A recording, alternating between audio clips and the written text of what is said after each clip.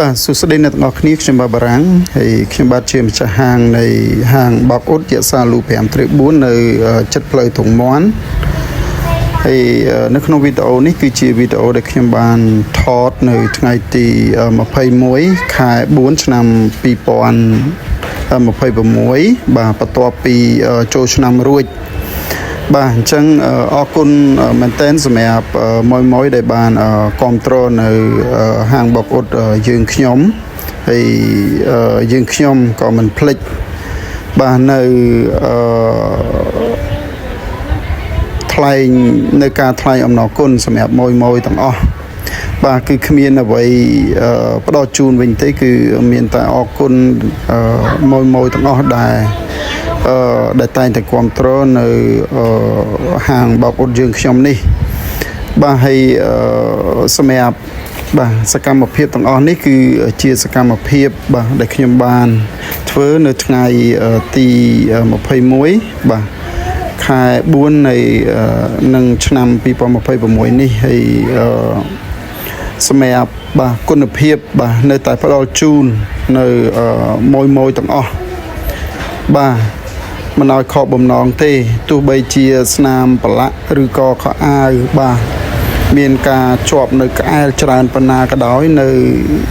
ខាងយើងខ្ញុំនៅតែខិតខំបាទប្រឹងប្រែងនៅបាទអស់ពីកម្លាំងកាយចិត្តផ្ដល់នៅសេវាកម្មជូនពុកម៉ែបងប្អូនបាទឲ្យកាន់តែល្អប្រសើរបាទពីមួយថ្ងៃទៅមួយថ្ងៃបាទនេះគឺជាសកម្មភាពមួយដែលខ្ញុំបោកភួយបាទនៅក្នុងម៉ាស៊ីន25គីឡូរបស់ខ្ញុំហើយសម្រាប់ភួយសម្រាប់បាទបើនិយាយពីទិន្នន័យបាទនៃការបោកទៅលើម៉ាស៊ីននេះគឺល្អគឺនៅពេលយើងបោករួចវាបង្ហាញទិន្នន័យទាំងអស់បាទអស់ទឹកប្រមាណអស់ភ្លើងប្រមាណបាទរយៈពេលប្រមាណពូតប្រមាណបាទគឺវាប្រាប់បង្ហាញនៅក្នុងម៉ាស៊ីននេះទាំងអស់បាទហើយនៅខែនេះគឺស្រួលហាលក៏ឲ្យមែនតើហើយស្រួលហាលភួយនៅកំរាលក្រាស់អីគឺស្រួលហាលដោយសារវាក្តៅបាទវាក្តៅខ្លាំងចឹងយើងហាលរយៈពេលខ្លីទេគឺស្ងួតហើយបាទហើយនៅក្នុងហាងបោកអ៊ុតយើងខ្ញុំនេះបាទនៃការបោកទៅលើកំរាលគឺយើងយកចិត្តទុកដាក់បាទដូចយើងបោកកៅអៅចឹងបាទមានស្នាមប្រឡាក់កន្លែងណាអីកន្លែងណាគឺសម្អាតឲ្យភ្ញៀវទាំងអស់បាទហើយគ្រាន់តែថារយៈពេលនៃការបោកហ្នឹងគឺយើងប្រើប្រាស់រយៈពេលមិនយូរប្រហែលទេដោយសារតែខាងយើងខ្ញុំនេះមានម៉ាស៊ីនធំបាទសម្រាប់បោកកម្រាលភួយក្រាស់អ្វីដែលសំខាន់នោះគឺតកតងជាមួយនឹងថ្ងៃគឺថ្ងៃល្អមែនតើបាទគឺមានថ្ងៃគ្រប់គ្រាន់នៅក្នុងការហាលកៅអៅហាលកម្រាលអីគឺវាឆាប់ស្ងួតអញ្ចឹងយើងប្រើប្រាស់រយៈពេលខ្លីបាទហើយសេវាកម្មយើងក៏ផ្ដល់ជូនឲ្យពុកម៉ែបងប្អូនលឿនរហ័សទៅតាមនឹងដែរបាទអញ្ចឹងខាងខ្ញុំបាទគឺអត់មានអីទេគ្រាន់តែថាវីដេអូនេះគឺចេញមកគឺអរគុណសម្រាប់បាទម៉ួយទាំងអស់ដែលបានជឿទុកចិត្តទៅលើហាងបោកអ៊ុតយសាលូ5បាទ/4យើងខ្ញុំបាទយើងខ្ញុំនៅតែបន្តនៅការបម្រើសេវាកម្មជូនពុកម៉ែបងប្អូនបាទគឺគ្រប់ប្រភេទទាំងអស់ឲ្យតែពុកម៉ែបងប្អូនចង់បានបែបណាយើងខ្ញុំនឹងមានតម្រូវការបាទជូនពុកម៉ែបងប្អូនមិនថាពុកម៉ែបងប្អូនចង់បោកក៏អាចបោកអ៊ុតបោកគីឡូបោកគីឡូយកទៅហាខ្លួនឯងបោកគីឡូឲ្យខ្ញុំហាលវិចខ្ចប់ឲ្យបោកកម្រាលភួយបាទឲ្យខ្ញុំវិចខ្ចប់ឬក៏ហាខ្លួនឯងទេគឺតាមតម្រូវការជូនពុកម៉ែបងប្អូនទាំងអស់បាទអញ្ចឹងហាងយើងខ្ញុំនោះគឺចាប់បើកពីម៉ោង6ព្រឹករហូតដល់ម៉ោង7យប់បាទនេះគឺជាហើយជារៀងរាល់ថ្ងៃពីថ្ងៃច័ន្ទរហូតដល់ថ្ងៃអាទិត្យបាទគឺ7ថ្ងៃក្នុងមួយសប្តាហ៍អញ្ចឹងបើនិយាយតាក់ទងពីគុណភាពដូចខ្ញុំបានបញ្ជាក់ជូនពុកម៉ែបងប្អូនអញ្ចឹងបើសិនបើ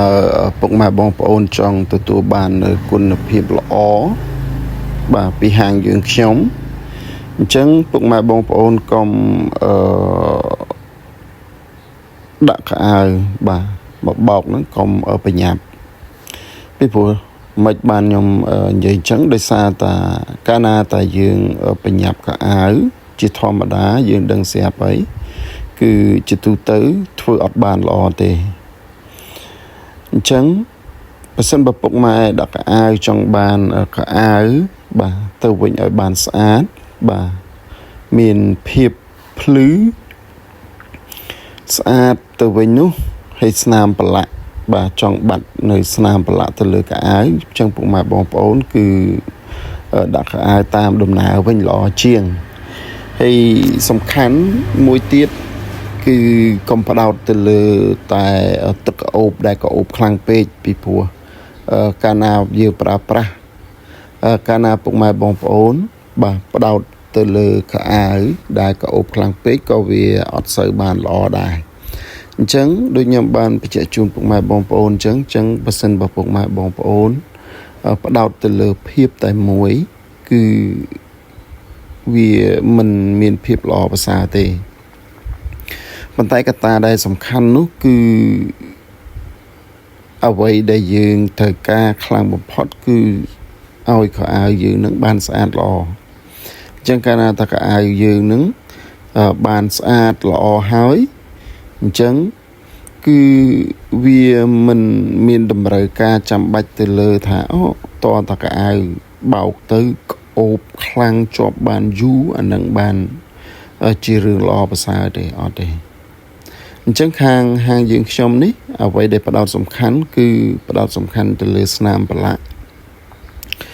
ផ្ដោតសំខាន់ទៅលើភាពស្អាតបាទនិងការធ្វើយកចិត្តទុកដាក់បាទជូនពុកម៉ែបងប្អូន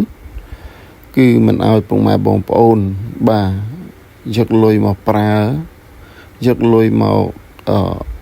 បាទនៅហាងយើងខ្ញុំនេះហើយយកកៅអៅទៅវិញគឺអត់ស្អាតអត់ល្អអត់ប្រសើរជាងមុនទេអញ្ចឹងមានន័យថាបើសិនបើយកមកហាងយើងខ្ញុំនឹងបាទធ្វើបាទឲ្យអស់ពីកម្លាំងកាយចិត្តបាទតកតងជាមួយនឹងបទពិសោធន៍ផ្ទាល់តកតងជាមួយនឹងការប្រើប្រាស់ទឹកថ្នាំតកតងជាមួយនឹងបាទ